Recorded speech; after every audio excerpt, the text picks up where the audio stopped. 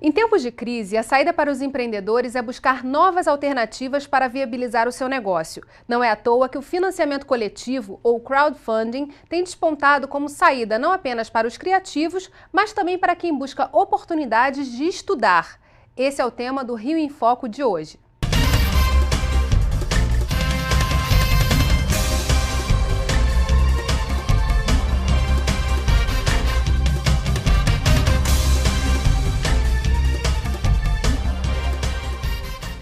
O Rio em Foco dessa semana recebe a analista de indústria criativa da Firjan, Cristina Cury, e o coordenador de comunicação da plataforma Catarse, Felipe Caruso. A plataforma do crowdfunding é a internet. É na rede que milhões de pessoas se conectam com empresas ou cidadãos de qualquer parte do mundo e buscam aqueles dispostos a comprarem as suas ideias. Esse é o caso da banda Capitu e do estudante da PUC, Luiz Fernando Leal. Vamos ver a matéria. O crowdfunding tem sido uma grande saída para projetos musicais, como a produção de CDs e videoclipes. Em novembro do ano passado, a banda Capitu resolveu investir nesse tipo de financiamento pela plataforma Catarse para o lançamento do seu segundo CD. O interessante do financiamento coletivo é a possibilidade de fazer uma troca, né? A pessoa não só vai estar doando dinheiro para você. No nosso caso, então, não existia essa opção. A gente colocou todas as opções com, no mínimo, o CD que a gente ia gravar em contrapartida. Então, funcionou muito como uma venda antecipada do disco. O menor valor, a pessoa já ganhava o CD e o download do CD. Foi muito importante para a gente, e eu acho que é crucial para quem quer fazer um financiamento coletivo, já ter o projeto todo definido. Em relação a tudo, em relação à data que você vai lançar seu projeto, em relação ao que você pode disponibilizar em troca para os seus colaboradores, e em relação à meta, se a meta é atingível, isso é muito importante. Não é só a indústria criativa que está buscando essa saída. A educação também tem usado a estratégia do financiamento coletivo, como é o caso do estudante de engenharia da PUC, Luiz Fernando, que tem o sonho de cursar engenharia aeroespacial na Flórida. Aos 13 anos de idade, Luiz queria ser piloto de avião. Infelizmente, teve que desistir de seguir a carreira, pois o grau de miopia o impedia de continuar, fazendo com que Luiz buscasse outros caminhos. Acho que para eu realmente causar impacto e estar imerso, né, nesse caldeirão, vamos chamar assim, de inovação e estar vivendo a experiência aeroespacial, eu tinha que ir para a Flórida. Tinha um conhecimento do crowdfunding, né, do que era e tudo mais. Foi quando eu falei, eu acho que essa ideia vai ser por aí.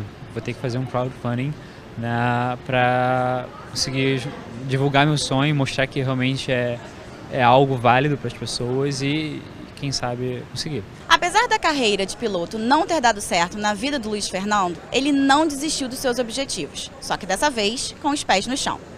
Fez prova para o Cefet, passou para o curso de eletrônica, onde conheceu o mundo das Olimpíadas Científicas e em 2011 ganhou em primeiro lugar a Olimpíada Brasileira de Astronomia.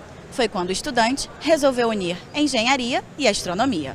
Luiz já atingiu R$20 mil e agora está buscando pelas vias tradicionais o restante do dinheiro que ele precisa para se manter durante o período do curso. Se não fosse crowdfunding, meu sonho já teria morrido. Eu já não teria nem chance não teria a possibilidade de sustentar o meu sonho, né, que é fazer engenharia aeroespacial lá fora. Como é que funciona o crowdfunding na prática? Financiamento coletivo, é que a gente chama de a tradução do português que a gente faz.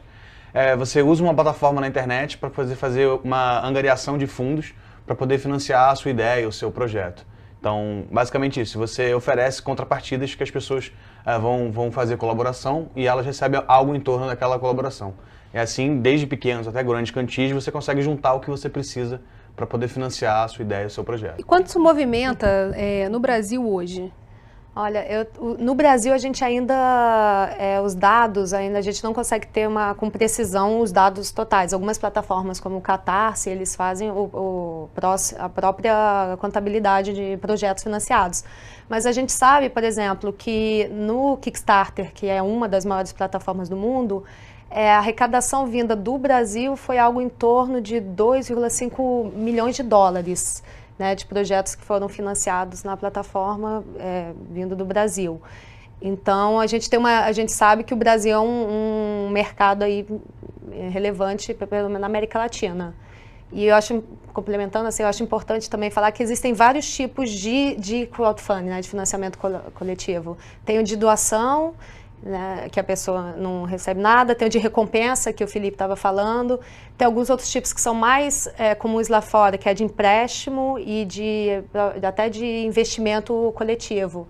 Só que no Brasil a gente ainda está, né, Felipe, muito focado na recompensa ainda, né? O Catarse trabalha com esse modelo de recompensa, que no Brasil a gente já funciona o modelo do equity, que é esse de você comprar ações de participação numa empresa, e doação também. A gente não tem empréstimo por questões de legislação ainda, mas a maior parte do mercado brasileiro funciona com recompensa, e o Catarse é a primeira e a maior plataforma nesse sentido. Então a gente, em 4 anos e meio de atuação, foram 32 milhões de reais que foram colaborados por 220 mil pessoas para financiar 1.800 projetos em todos os estados do Brasil. Qual o perfil desses projetos? No Catarse trabalha com projetos criativos, então são projetos que têm um início, meio e fim bem definidos. Projetos que têm uma entrega clara. Então, assim, no caso do Luiz, que apareceu para estudar, ele teria que pensar em alguma coisa além de apenas financiar o estudo dele. Isso no Catarse. Existem outras plataformas que o Luiz pode ter usado que aceitam esse tipo de projeto. O Catarse não, tem projetos criativos. A maioria desses projetos são de música, cinema, teatro, mas tem projetos de jornalismo, de ciência e tecnologia, projetos de comunidade. O importante é ele ser um projeto criativo e que tenha um resultado final. E assim, a gente vai financiando. O que é importante saber é que assim, 90% dos projetos no Catarse são até 30 mil reais. Então, 60% desses projetos são até 10 mil reais. São pequenos e médios projetos que não eram contemplados por nenhuma outra forma de financiamento e que o financiamento coletivo vai ocupando essa lacuna que era deixada pelos meios tradicionais. E isso, na verdade, dilui o risco de quem está investindo e permite a inovação, né? Sim, quando a gente pensa em projetos principalmente criativos e até trazendo um pouco para a questão econômica, em cenários de crise, a gente sabe que o risco é maior, porque um projeto criativo não necessariamente você consegue medir a sua demanda por aquele projeto e você também não tem garantias reais que permitam que você também consiga diluir esses riscos. Então, no caso principalmente dos projetos criativos, e aí vai desde design até música, esse financiamento tem sido bem importante mesmo.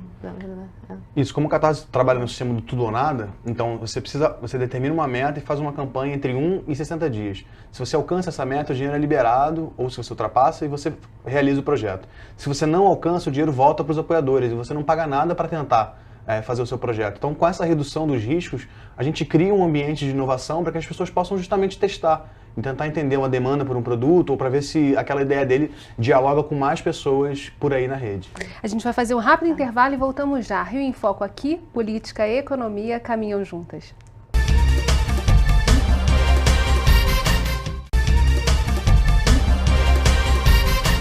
O Rio em Foco recebe hoje Cristina Cury e Felipe Caruso. Recentemente, o Sistema Firjan promoveu um evento para apresentar as principais plataformas de crowdfunding do país e aprofundar os conhecimentos sobre esse modelo de financiamento. Vamos ver. A Firjan está com o objetivo de trazer, de divulgar, de disseminar o crowdfunding aqui no Brasil, no estado do Rio, principalmente para as indústrias do estado do Rio, para ser uma alternativa ao financiamento de desenvolvimento de produtos. Justamente o crowdfunding é uma ótima alternativa aos financiamentos, às propostas que existem no mercado para gerar ganho de escala em produtos inovadores. O Cibit existe há 4 anos. Há 4 anos que a gente está em operação no mercado fazendo funding. Basicamente em 2009 a gente começou com essa ideia e botou o site em operação em 2011.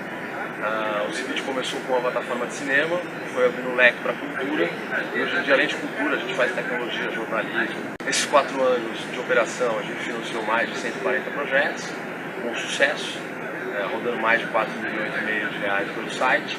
E aí a gente teve diversos cases, desde filmes ganhadores de prêmio de melhor filme documentário no Festival do Rio, como o Tim Lopes, o Hélio Sica, como grandes aplicativos de tecnologia, outros filmes de longa-metragem documentário. A campanha tem várias variáveis, basicamente um bom planejamento, você entender qual é a sua rede, quem vai investir em você, como você dialoga com o público, quem é o seu investidor, o seu cliente, e aí criar um projeto completo para que isso chegue no mercado e as pessoas se interessem, seja atrativo. E aí desde a preparação do vídeo, das contrapartidas, do texto, do planejamento de comunicação, como isso se coloca no mercado. Uma dúvida que me surge, assim, qual é o perfil de quem investe nesses projetos? Você já tem um retrato desses investidores? A gente chegou a fazer uma pesquisa, chama Pesquisa do Retrato do Financiamento Coletivo, ela está disponível online, que a gente tentou justamente mapear e entender por que as pessoas apoiavam, o que elas acreditavam, e a gente descobriu que o principal é a identificação com aquele projeto. Então, a gente mapeou 3 círculos de influência de um projeto. Então, você tem desde o primeiro círculo, que são as pessoas mais próximas de você, o segundo, que seriam os amigos de seus amigos, que são mobilizados por esse segundo círculo, e um terceiro círculo, que é o interesse público. Então, se a sua ideia ela chega até a interessar quanto mais pessoas possível, ela vai chegar até esse número de pessoas. Então, a gente fala que a dinâmica do financiamento coletivo ela não é nova, ela existe desde sempre. O que muda com as plataformas é que essa aproximação não precisa ser mais geográfica, não são as pessoas que estão perto. Pode ser de qualquer pessoa que acredita naquela ideia, em qualquer lugar do mundo, contribuir com ela. E como isso é divulgável? Porque as redes sociais são o espaço para difusão, por exemplo, de um projeto que esteja na plataforma? Ou tem outros mecanismos mesmo dentro da plataforma, tipo mandar e-mail para todo mundo, não sei. Uma coisa que é muito importante é a questão da rede. Né? E não só da rede, mas de você entender que a pessoa que está apoiando o seu projeto é uma pessoa que está interessada que ele seja realizado de alguma forma. Então, a pessoa que está interessada que ele seja realizado, não só ela vai para uma questão, um desejo dela, né, de acreditar naquele projeto, mas de fato que aquilo se concretize. Então, ela com certeza vai compartilhar, espalhar. O boca a boca também funciona, né? Exatamente. Eu tenho uma definição que dá mais simplificada, que é financiamento coletivo é juntar pessoas para dividir custos para realizar ideias. Então, quem são essas pessoas? Você faz um perfil das pessoas, onde é que essas pessoas estão? Como é que eu vou chegar até elas? E como é que eu vou convencê-las, contar a minha ideia e fazer parte desse projeto? Então, é esse processo. Às vezes você percebe que a sua rede ela é muito offline, ela não está tanto na rede. Só você precisa fazer algum evento para se aproximar dessas pessoas e falar que você está fazendo uma captação. Como é uma plataforma online, essas pessoas vão precisar em algum momento se conectar ou você fazer por elas. Então, a partir desse trabalho seu de mapeamento, entendimento de quem são as pessoas que se interessam pela sua ideia, é que você vai definir as suas estratégias. Então, e-mail é uma delas, redes sociais é outra, eventos offline é outra. Vai tudo depender de quem são as pessoas que você está querendo atingir naquele momento. Eu acho isso, o Felipe falou uma coisa que eu acho muito importante, que é as pessoas que conhecem financiamento coletivo, já ouviram falar, às vezes não têm ideia de como existe todo um ferramental por trás para fazer uma campanha. Isso foi um pouco do que a gente quis trazer nesse evento, de mostrar que assim, olha, existe, mas não só existe, como tem toda uma preparação, todo um planejamento que precisa ser feito para você conseguir realizar aquele seu projeto. Então, o caso do Cláudio foi até interessante, porque ele não foi bem sucedido na campanha dele, mas aí ele falou, não, eu não fui bem sucedido porque eu não fiz o dever de casa, porque tem ali um passo a passo que precisa ser feito para poder realizar, enfim. E daí a importância de divulgar esses processos, né? O financiamento coletivo ele é uma forma mais fácil, menos burocrática de você levantar dinheiro, mas tão trabalhosa quanto qualquer outra. Não existe dinheiro fácil na internet, existe um trabalho grande a ser feito. E até tem uma estatística que a gente fala que o Catarse tem uma taxa de sucesso, os projetos que alcançam a meta de financiamento, de 53%. Mas se você olhar o dinheiro que roda na plataforma, os 32 milhões, 9 entre cada 10 reais foi para um projeto financiado. Ou seja, se você estuda, se você se planeja, se você pensa como fazer a sua campanha, a sua chance de sucesso aumenta muito. Isso demonstra a importância de um bom planejamento para fazer uma campanha. Estudar os cases, né, de sucesso. Esse é o trabalho básico. Vai atrás de projetos parecidos com os seus, olha nas outras plataformas, vê que recompensas ofereceram, como é que ele descreveu, qual foi o vídeo. Esse é um estudo inicial que é preciso ser feito. Agora, o perfil das plataformas no Brasil ainda está muito ligado a essa questão das indústrias criativas, a alguma coisa na área de educação.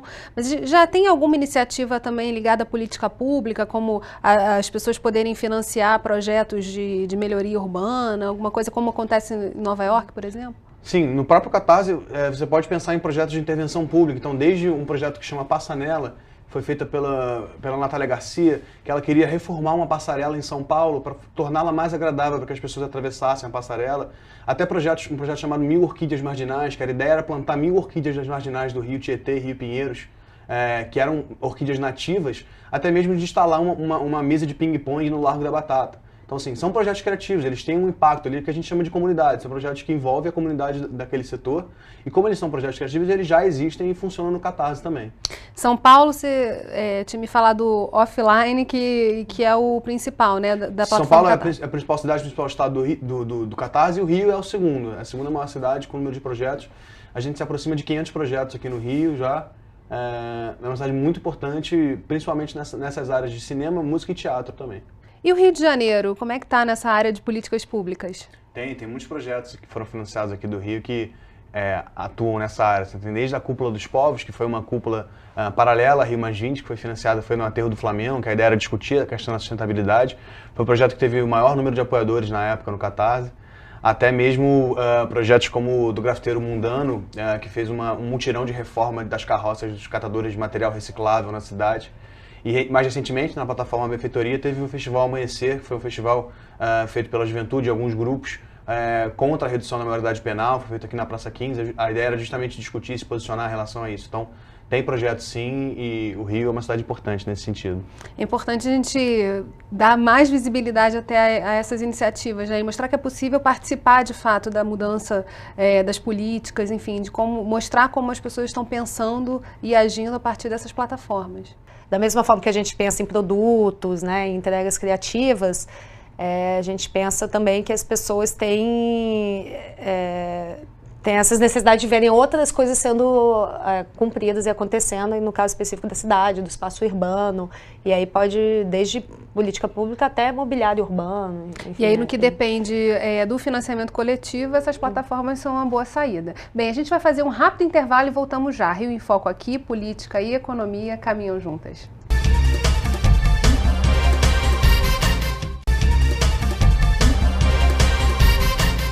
Nós voltamos nesse terceiro bloco falando de financiamento coletivo e temos algumas perguntas de internautas que mandaram as suas contribuições pelo Facebook do Fórum de Desenvolvimento do Rio. O primeiro é o Gerson Neto, aqui do Rio de Janeiro. Ele pergunta o seguinte, que ele tem um projeto e gostaria de saber como é que funciona essa plataforma, como é que o dinheiro vai para a conta dele?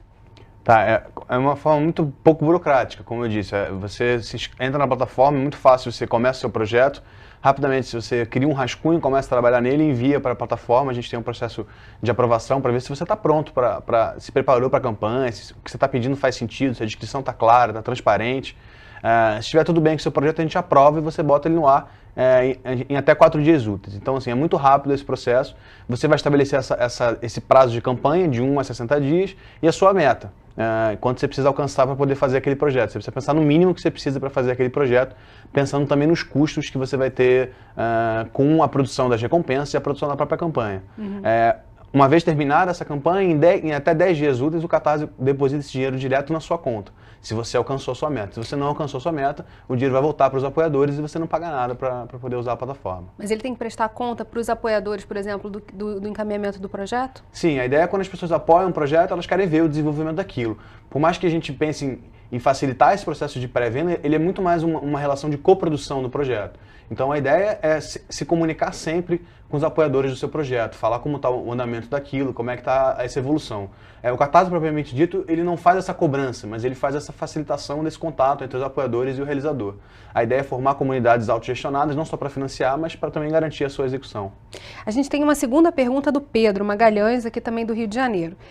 Ele é uma empresa e gostaria de investir num projeto bem interessante que ele viu numa plataforma. Ele queria saber como é que ele faz isso, como pessoa jurídica. Ele pode fazer esse investimento, assim, é muito importante. Na pesquisa do retrato do financiamento coletivo, a gente descobriu que as pessoas valorizam as empresas que se importam e que contribuem com projetos de financiamento coletivo. Ele só precisa entender que a dinâmica muda um pouco. As empresas deixam de ser o grande patrocinador daquele projeto e passa a ser mais um apoiador. Então, ela está ali, é importante dela se comunicar e se relacionar. Esse investimento pode ser feito por pessoa jurídica sem problema algum. Só entender essa mudança nesse tipo de participação, né? Uma mudança muito mais de fazer parte de uma ideia que está sendo colocada ali do que necessariamente ser o financiador principal de um projeto. Agora, se o interesse dele é retorno financeiro, a gente estava falando, existe uma modalidade de investimento coletivo, né? Existem algumas plataformas, acho que poucas plataformas, Modus aqui no Brasil, que a pessoa entra investindo na empresa e futuramente, né, tendo o processo ali desenvolvido, ela tem um retorno financeiro, uma parte da empresa, uma ação da empresa. Mas esse tipo de financiamento, de investimento, ainda tem algumas questões de legislação que precisam ser trabalhadas. Está sendo regulamentado pela CVM. Pela CVM. Já tem uma regulamentação da CVM estabelecendo tetos de captação, teto de investidores mais qualificados para fazer esse tipo de aporte. Mas existe sim uma modalidade de investimento coletivo. Agora, em termos de regulamentação, como acontece hoje? Quais são as leis que vocês estão submetidos como plataforma? E a pergunta é, se o Legislativo pode fazer mais? Quer dizer, se tem alguma outro tipo de ação que poderia colaborar para o desenvolvimento dessas plataformas? No nosso ver, assim, o Catarse ele é uma empresa de intermediação de negócios, uma empresa normal, paga um imposto normal. A gente está submetido às leis da sociedade civil normalmente como uma empresa normal. Então, está tudo regulamentado nesse sentido da plataforma de recompensa e plataforma de doação. Né? A plataforma, como a Cristina disse, em relação a empréstimo, que não tem no Brasil ainda, e o equity, ela precisa dessa regulamentação porque envolve uma questão financeira, mas isso já está sendo desenvolvido, já tem plataformas em operação junto com a CVM. Então, a minha ideia poderia ter uma simplificação tributária, porque isso acaba variando de estado para estado, da natureza do projeto, se ele fez por pessoa física ou por pessoa jurídica, isso ainda é um pouco confuso. Se houvesse um clareamento disso, facilitaria para que as pessoas pudessem financiar os seus projetos, mas eu vejo muito mais como incentivar e ensinar as pessoas a conhecer essa ferramenta para que elas, a partir do seu próprio trabalho, consigam tirar suas ideias do papel, sem ter que necessariamente esperar por algum grande financiador, como as leis de incentivo, ou propriamente editais, ou patrocínios de empresa. Então, ela é uma ferramenta muito empoderadora para dar fluidez para essa economia criativa. Então, se a gente puder levar isso para cada vez mais gente, ensinar as pessoas a usar a ferramenta, eu acho que já é um grande trabalho que o poder público está fazendo. Muda um pouco a visão do cidadão, né? Como partícipe do processo, que era aquilo que a gente estava falando no bloco anterior. A pessoa se sente com mais poder de agir, de ver as coisas acontecerem, de empurrar o que ela quer que aconteça. Isso, a gente costuma chamar que pode se chamar de economia do afeto, as pessoas se relacionam com aquilo que elas querem acontecer, mas ela também é um novo paradigma de responsabilização. As pessoas se tornam responsáveis por apoiar aquilo que elas querem ver acontecer. Então, existe um processo grande de empoderamento, as pessoas saberem que elas são capazes de alterar aquilo a partir do seu próprio trabalho, que abre uma possibilidade infinita de atuações e de projetos e ideias que podem, de fato, sair do papel com essa ferramenta. A gente viu lá no primeiro bloco o caso do menino que queria estudar, né? Queria estudar fora e estava tentando buscar. Isso tem se tornado comum, né? Quer dizer, pessoas que querem ajuda para poder fazer um curso de aperfeiçoamento, até a graduação no exterior. Eu acho que isso é uma tendência mais no exterior mesmo, né, Felipe?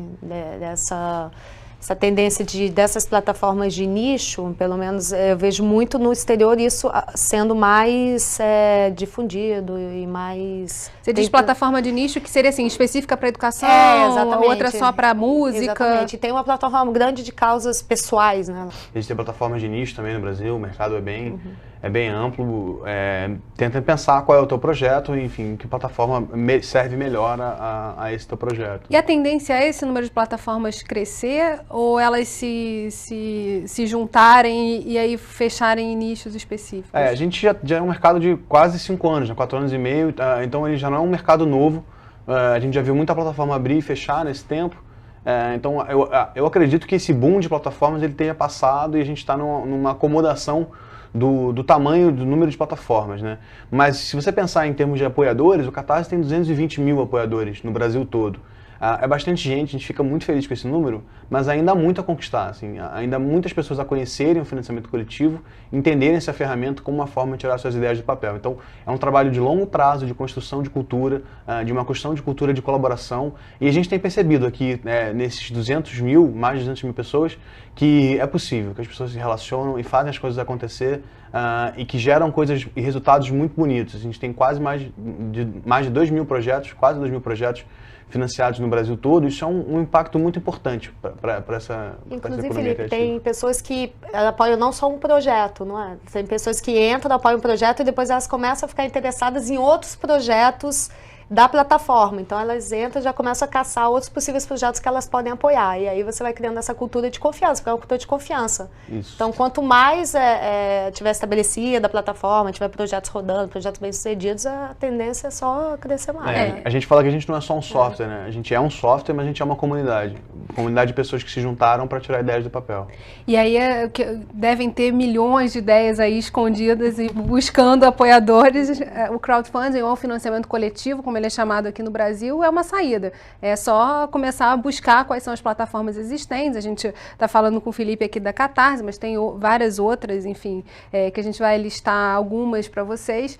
E aí, assim, buscar conhecer mais e pensar que é possível sim mudar a realidade de forma muito mais ativa, né? Ser uma pessoa de fato ligada nas redes. Infelizmente, nosso programa está chegando ao fim. Obrigada, Felipe, obrigada, Cristina, e obrigada a você que ficou com a gente até agora.